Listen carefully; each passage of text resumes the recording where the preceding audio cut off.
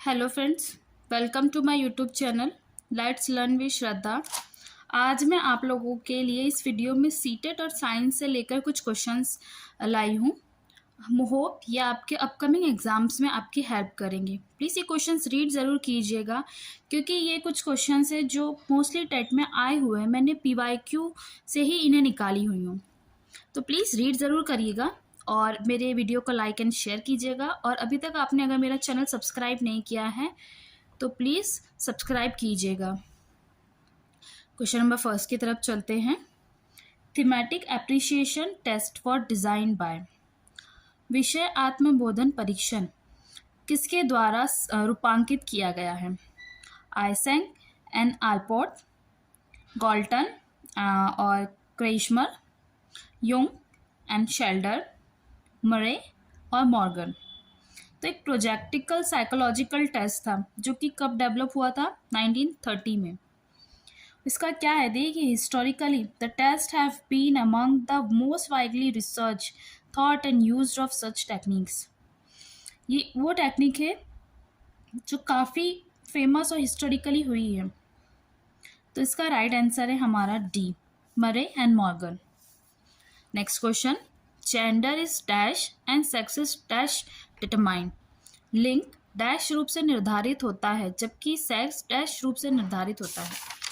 तो किस टाइप से होता है ये देखिए। क्या ये सोशली और कल्चरल होता है, सामाजिक या सांस्कृतिक, बायोलॉजिकली या सोशली, जैविक या सामाजिक, बायोलॉजिकली एनवायरमेंटली, जैविक, पर्यावरणिक, कल्चरली, बायोलॉजिकली, सांस्कृतिक या जैविक। देखिए पहली बात तो ये कि जो हमारा जेंडर है वो सोसाइटी ने उसको डिटरमाइन किया। जो हमारा सेक्स है, बॉय है, फीमेल है, ये हमारा बायोलॉजिकली। तो इसका राइट आंसर होगा D, culturally and biologically. Question number third की तरफ चलते हैं। A set of rules that help us to derive meaning is known as. नियमों का एक सेट जो हमें अर्थ निकालने में मदद करता है निम्न में से जाना जाता है। क्या वो सेंटेंस वाक्य हैं, फोनीम्स, वर्ड्स या सिमेंटिक्स? आपको बता दें जो हमारे फोनीम्स होते हैं वो स्मॉलेस्ट यूनिट होती है हमारी स्पीच की। देखिए तो ना ही ये हमारा वाक्य हो सकता है, ना ये फोनीम्स हो सकता है, ना ही ये शब्द हो सकता है। तो इसका राइट आंसर है हमारा सिमेंटिक्स, जो हमारा फोर्थ वन है। नेक्स्ट क्वेश्चन की तरफ चलते हैं। By 3 years the child is able to speak. 3 वर्ष तक का बच्चा डैश बोलने में सक्षम होता है। क्या बोलने में सक्षम होता है 3 साल का बच्चा? आप लोगों ने देखा होगा अपने घर में, नेबर में 3 साल के बच्चे किस टाइप से बात करते हैं। क्या वो सिलैब्स, अक्षर होते हैं? ये तो नहीं हो सकता क्योंकि ये स्टार्टिंग एज होती है जब बच्चा बोलने सीखता है, जब वो पा पा मा ऐसे 1-2 वर्ड यूज़ करता है। वर्ड, शब्द, तो ये नहीं हो सकता है। क्या वो ग्रामेटिकली कंप्लीट वर्ड्स बोलता है? नहीं। क्या ये फंक्शनली कंप्लीट बोलता है? तो हाँ, क्योंकि वो ग्रामर उसे उस टाइम पे नहीं पता होती। 3 साल के बच्चे को क्या ही ग्रामर पता होगी। वो फंक्शनली कंप्लीट वर्ड बोलता है, एक पूरा पर्टिकुलर सेंटेंस बोलता है। उसमें ग्रामर्स गलत भी हो सकती है क्योंकि उसने सीखी नहीं है, पर वो हाँ एक कंप्लीट सेंटेंस बोल लेता है। तो वो हमारा सी ऑप्शन है, फंक्शनली कंप्लीट वर्ड वो यूज़ करता है। Question number 5। According to Abraham Maslow dash is the summit of human motivation. Abraham Maslow के अनुसार डैश मानव प्रेरणा की परिकाष्ठा है।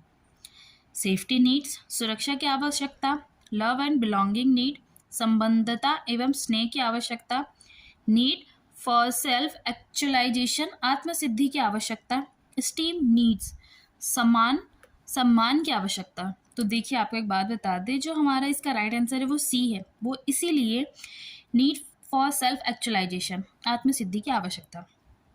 देखिए उसके बारे में समझिए क्या होता है। Refer to as our being needs, this includes personal and creative self growth. देखिए ये हमारी बीइंग की नीड है, खुद की नीड है, जिससे हमारी पर्सनल और क्रिएटिव ग्रोथ होती है, खुद की ग्रोथ होती है। अब एग्जाम्पल के थ्रू समझते, एक आर्टिस्ट है, पेंटर है, राइटर है, जो भी है, उसको अपनी जो क्रिएटिविटी वो कर रहा है, जब वो राइटर है, वो जो कुछ भी लिख रहा है उससे ना ही उसको प्रॉफिट हो रहा है ना ही लॉस हो रहा है, लेकिन वो लिख क्यों रहा है? खुद की नीड को पूरा करने के लिए, क्योंकि उसको उस चीज़ से खुशी मिलती है, वो उस क्रिएटिविटी से उसको खुशी मिलती है, इसलिए वो ये काम कंटिन्यू कर रहा है। इसलिए इसका राइट आंसर है सी, नीड फॉर सेल्फ एक्चुअलाइजेशन, यही है इसका मीनिंग। नेक्स्ट क्वेश्चन की तरफ चलते हैं। Question number 6। What type of memory processing involves focusing on the superficial characteristics of an object? किस प्रकार की स्मृति प्रसंस्करण में किसी की सतही विशेषता पर ध्यान केंद्रित करना शामिल है? देखिए इसके ऑप्शन है डीप लेवल प्रोसेसिंग, गहरा स्तर संसाधन, पार्शियल प्रोसेसिंग, आंशिक संसाधन, इलाबोरेटिव प्रोसेसिंग, विस्तृत संसाधन, शैलो लेवल प्रोसेसिंग, उथला स्तर संसाधन। आपको बता दें इसका राइट आंसर है डी। वो किस लिए तो जानिए। मेमोरी प्रोसेसिंग के बारे में हम बात कर रहे हैं, जो कि उसका सुपरफिशियल कैरेक्टरिस्टिक्स के बारे में जान रहा है। तो जो हमारे शैलो लेवल प्रोसेसिंग है इसको हम डिस्फेजिया भी बोलते हैं। इसकी 4 स्टेजेस है, pre oral speech, oral speech, pharyngeal speech and oesophageal speech. ये 4 पॉइंट्स भी याद रखिएगा। हो सकता है लैंग्वेज चेंज करके आपसे इससे भी एक क्वेश्चन बना दे, तो इसे याद रखिएगा। Question number 7, What principle of learning is observed when a child done well in an exam because he was promised a new phone? अधिगमन का कौन सा सिद्धांत प्रेक्षित जाता है जब बच्चा किसी परीक्षा में अच्छा प्रदर्शन करता है क्योंकि उसे एक नए फ़ोन का वादा किया जाता है?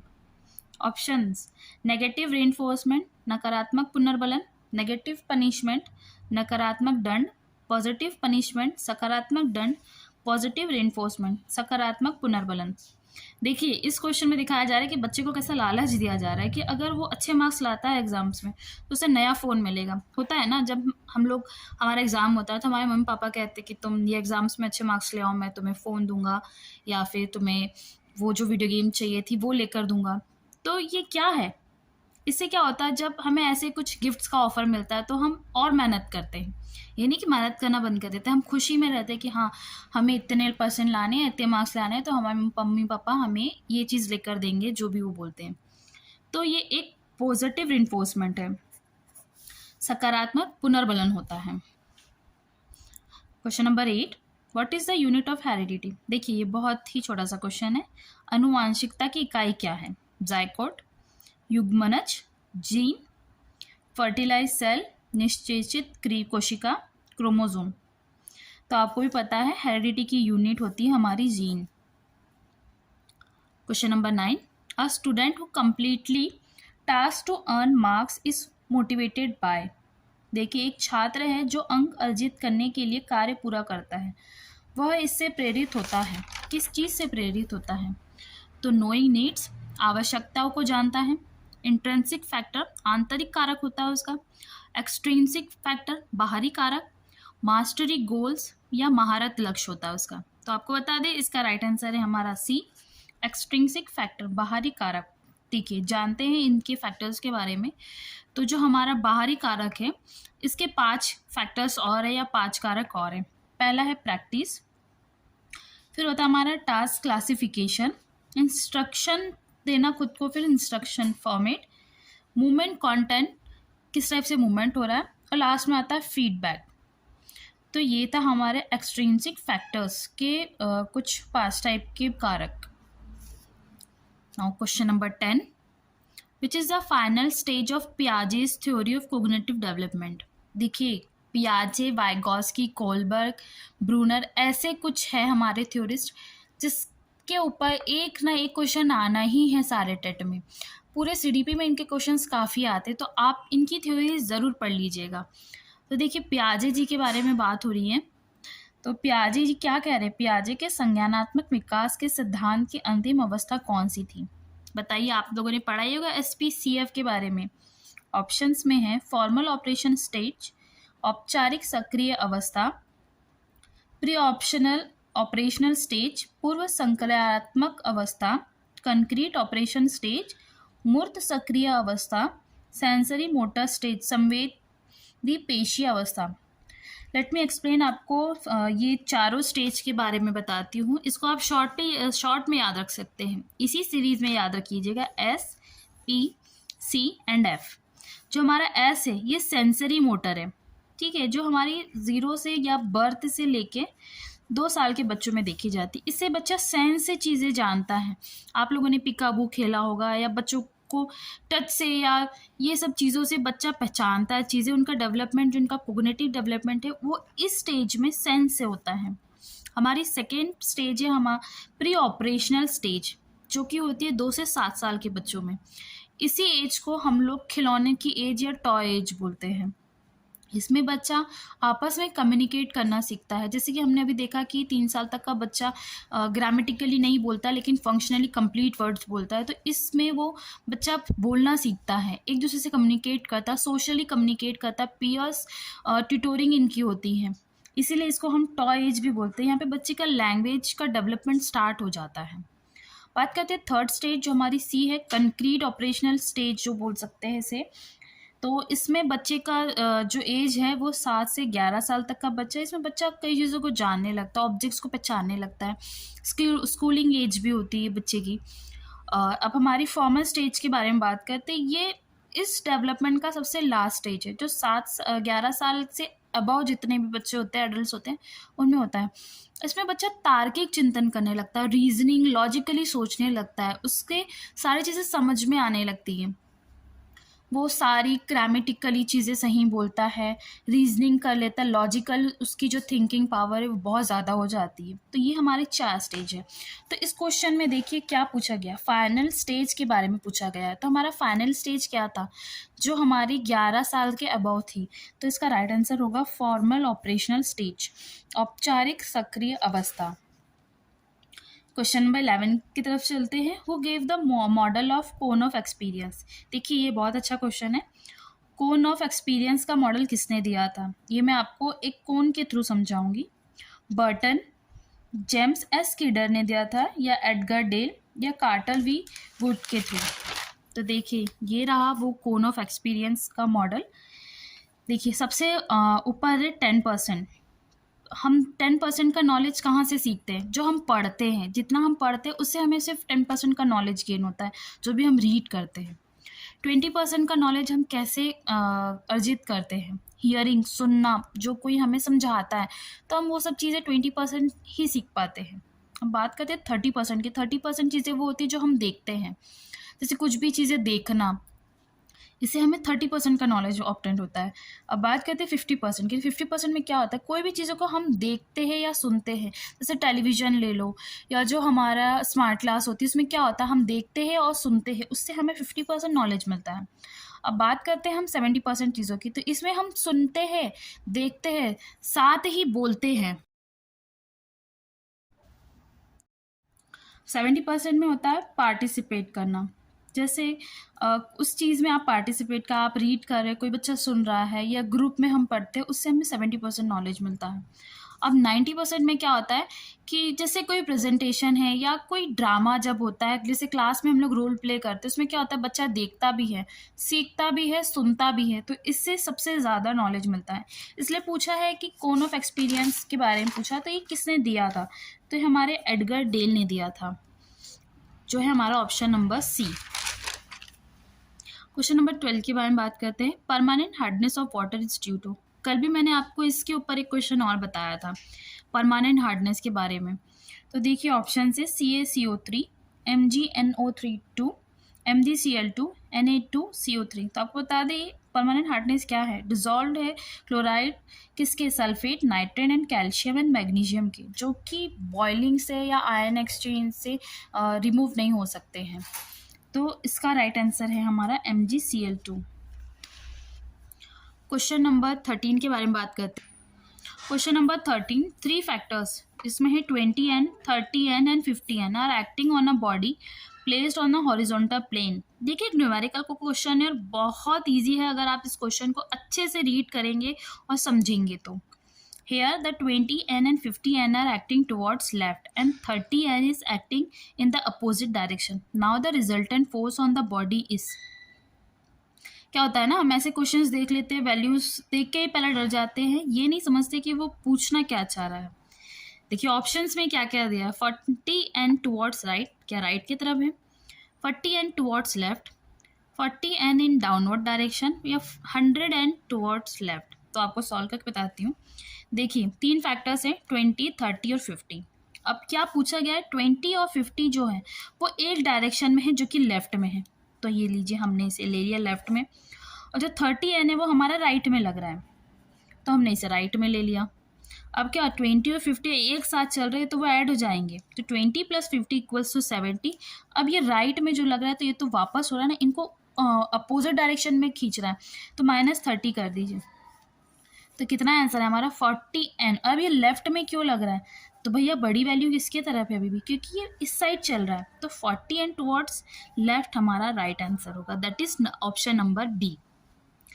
क्वेश्चन नंबर 14 के बारे में बात करते हैं। Ultra microscope is set up based on which property of colloids. Ultra microscope colloid के किस गुण के आधार पर स्थापित किया गया है, किसके इस पे बताइए, ब्राउनियन मूवमेंट, ब्राउनियन गति के ऊपर, टिंडल इफेक्ट, टिंडल प्रभाव, इलेक्ट्रोफोरेसिस, विद्युत करंट संचलन, कोगुलेशन, जमाव। तो आपको बता दें इसका राइट आंसर बी होगा, टिंडल इफेक्ट। समझिए क्यों, क्या पूछा गया है हमसे, अल्ट्रा माइक्रोस्कोप के बारे में पूछा गया कोलाइड्स के लिए, ठीक है। Scattering of a beam light of by a medium containing small suspended particles. Example है स्मोक और dust in room which makes visible a light beam entering window. देखिए सबसे सिंपली मैं आपको बताती हूँ, जब विंडो जो आपका होता है कांच या शीशा देखिएगा, जब उसमें से थोड़ी बहुत जो सनलाइट आती है, हमारी सूरज की जो किरणें आती है, उसमें से आपको ये दिखे छोटे छोटे डस्ट के पार्टिकल्स ना मूव करते हुए दिखेंगे। वो क्या है, कौन सा इफेक्ट शो करते हैं, तो वो हमारा टिंडल इफेक्ट शो करते हैं, ठीक है। तो इसका राइट आंसर है हमारा टिंडल इफेक्ट, कि कोलाइडल पार्टिकल्स के बारे में पूछा गया है, ठीक है। Question number 15, dash is the only mode of heat transfer which does not require a material medium. Dash एकमात्र उष्मा स्थानांतरण का तरीका है जिसमें सामग्री माध्यम की आवश्यकता नहीं हो सकती है। पहला ऑप्शन है कन्वेक्शन, सेकेंड है कंडक्शन, थर्ड है रेडिएशन, फोर्थ है हीट पंपिंग। देखिए एक डायग्राम है, ये हमारा हीटर है, ठीक है, या कुछ भी एक मीडियम है जहाँ से हीट ट्रांसफर हो रही है हमारी। ऑप्शंस जैसे कि मैंने आपको बताया 4 है। देखिए ये हमारा मोड है हीट, जैसे हम एक किसी भी मीडियम से हीट प्रोवाइड करा रहे हैं, उन्हें गैस है, स्टोव है, ठीक है। हमने बर्तन रख दिया, बर्तन में पानी गर्म हो रहा है, तो क्या होता है पानी उबल रहा है, किससे, कंडक्शन प्रोसेस हो रही है। अब पानी जो हम बर्तन होते देखा होगा वो गर्म हो जाता है, क्यों हो जाता है, क्योंकि हीट ट्रांसफ़र होती है, तो वो क्या कहलाती है, वो कंडक्शन कहलाती है। और बात करें अब अभी हम हीट के बारे में कि हीट किस मेथड से ट्रांसफ़र हो रही है, तो पहले आपको बता दें कि हीट को ट्रांसफ़र होने में किसी मीडियम की ज़रूरत नहीं होती है, ये यहाँ पे फ़िलहाल रेडिएशन के थ्रू ट्रांसफ़र हो रही है। तो इसका राइट आंसर होगा रेडिएशन, जो कि विकिरण हम इसे कहते हैं, विकिरण विधि के द्वारा ये स्थानांतरण कर रही है अपनी ऊष्मा को। Question number 16, if an electric cell the energy stored as. अब बात करते हैं इलेक्ट्रिक सेल, एक विद्युत सेल में ऊर्जा को इस रूप में संग्रहित किया जाता है, चार्जेस आवेशों के द्वारा, हीट एनर्जी ऊष्मा ऊर्जा, केमिकल एनर्जी रासायनिक ऊर्जा, या न्यूक्लियर एनर्जी परमाणु ऊर्जा। देखिए परमाणु ऊर्जा तो होगी नहीं, चार्जेस भी नहीं होगा, हीट एनर्जी भी नहीं होगी, क्योंकि इलेक्ट्रिक सेल में हमारी जो एनर्जी वो कैसे स्टोर होती है, केमिकल एनर्जी में। तो आपको बता दें जो हमारा इलेक्ट्रिक सेल होता है उसमें हमारी एनर्जी जो स्टोर होती है वो केमिकल एनर्जी में होती है, तो आपका राइट ऑप्शन होगा सी वाला, जो कि है केमिकल एनर्जी। बात करते हैं क्वेश्चन नंबर 17 की, in which one of the following cases will common salt dissolve in water most readily. कौन से केस में जो हमारा कॉमन सॉल्ट है वो बहुत जल्दी वाटर में डिजॉल्व हो जाएगा, तो क्या वो 10 gram of ice eight 0 degree Celsius है, 10 ml of water at 90 degree centigrade, 10 ml of water at room temperature, 10 ml of ice cold water. तो आइस कोल्ड वाटर में तो होता नहीं है, आइस में भी नहीं होता है, और आपको पता है वाटर और रूम टेम्परेचर का भी इससे कोई लेन देना नहीं है। हमारा राइट आंसर होगा बी वाला, 10 ml of water at 90 degree centigrade पे हमारा जो कॉमन सॉल्ट है वो वाटर में बहुत ईजिली बहुत रिडीली डिजॉल्व हो जाता है। Question number 18, the process of conversion of water vapour into liquid is called. जल वाष्प के द्रव में रूपांतरण की प्रक्रिया कहलाती है, कौन सी प्रक्रिया कहलाती है बताइए, सबमिलेशन, कंडेंसेशन, मेल्टिंग, फ्यूजन, ऊर्ध्वपातन की, संघनन की, गलन, या सम्मिश्रण की। तो आपको सबमिलेशन तो होगा नहीं, एलिमिनेट कर दीजिए, मेल्टिंग तो हो नहीं सकती है, फ्यूजन भी नहीं है, हमारा राइट आंसर होगा कंडेंसेशन की प्रोसेस होगी। Question number 19, the commercial unit of energy is expressed in terms of. ऊर्जा की वाणिज्य इकाई इन पदों में से व्यक्त की जाती है। देखिए ये क्वेश्चन डायरेक्ट है और ये कई बार टेट में पूछा जाता है। क्या वो न्यूटन मीटर है, किलोवाट है, जूल है या किलोवाट पर आवर है। अब बात करें हम एनर्जी के कमर्शियल यूनिट की, किससे, आप लोगों ने देखा होगा इलेक्ट्रिसिटी का बिल हमारा किस टाइप से आता है, कौन से से उस यूनिट को मेजर किया जाता है। न्यूटन मीटर तो है नहीं, जूल भी नहीं है, किलोवाट भी नहीं, क्योंकि प्रति घंटा हमारी कितनी खपत होती है ऊर्जा की उसको हम जानेंगे किलोवाट पर आवर से। Question number 20, which of the following natural phenomena can not be predicted accurately. निम्नलिखित में से किस प्राकृतिक घटना की सटीक भविष्यवाणी नहीं की जा सकती। लाइटनिंग, साइक्लोन्स, थंडरस्टॉर्म या अर्थक्वेक। बिजली, चक्रवात, आंधी तूफान या भूकंप। देखिए लाइटनिंग की भी नहीं है इसमें एक्यूरेटली, साइक्लोन्स भी प्रिडिक्ट हो जाता है, आंधी तूफान भी जाती है जैसे मौसम विभाग करता है। अर्थक्वेक को हम पहले से प्रिडिक्ट नहीं कर सकते हैं। और अर्थक्वेक को किस चीज़ से मेजर किया जाता है, इसकी जो फ्रिक्वेंसी है, सॉरी इसका जो रिक्टर स्केल से इसको मेजर किया जाता है कि इसकी तीव्रता कितनी थी। तो इसका राइट आंसर है डी, अर्थक्वेक्स। तो दोस्तों ये रहे कुछ क्वेश्चंस आपके सीडीपी और साइंस के। मैंने इसको बायलिंगुअली रखा हुआ है जो आप लोगों को बहुत हेल्प करेंगे। अगर आपको मेरा वीडियो पसंद आया तो प्लीज़ लाइक कीजिएगा और मेरे चैनल को सब्सक्राइब कीजिएगा। मैं आगे ऐसे ही वीडियोस आपके लिए रोज़ लेकर आते रहूँगी। Thank you.